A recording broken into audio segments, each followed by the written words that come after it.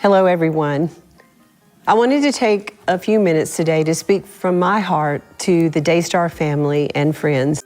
She called it the storm, and she had been inside more storms than most people ever face in a lifetime. Joni Lamb, president and co-founder of Daystar Television Network, died on May 7, 2026. She was 65 years old. And in the years before she died, in interviews, in books, on her own television show, she shared more of her pain than most people in her position ever would. Not because she wanted sympathy, but because she believed that honesty was ministry, that the storm she was in could be the light someone else needed to find their way through theirs. Between an affair that rocked her marriage and the death of her husband Marcus, Joni had endured it all and came out on the other side better, not bitter. She shared her journey in a book called Through the Storm, Courageous Faith in Turbulent Times. Better, not bitter. That was the testimony she built her final chapter on. A marriage that had been publicly shaken. A husband who died at 64. A grief so enormous that it could have ended the network, the ministry, the mission, and instead she absorbed it and kept going. She described the shock of Marcus' unexpected death and how deeply it impacted her. She spoke of the depths of her grief and of how the Holy Spirit ministered to her during that time.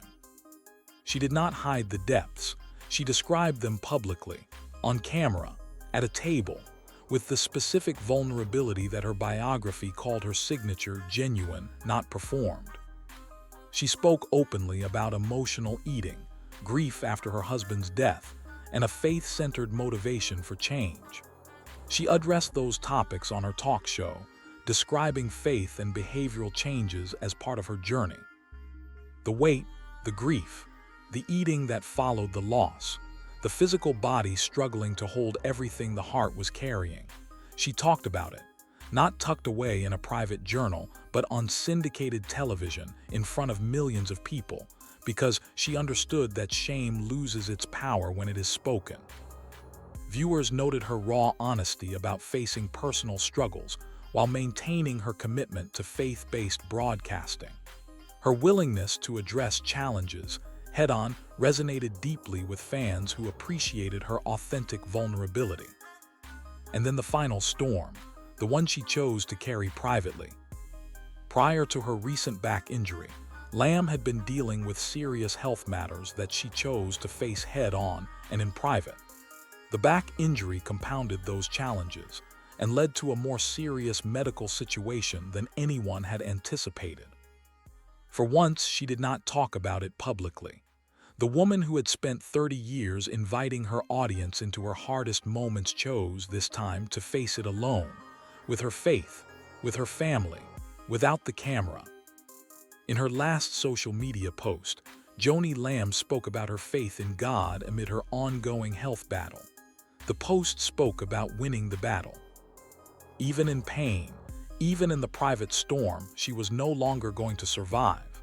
The message was the same one she had been delivering from that table for 3 decades. Trust God, the storm does not get the final word.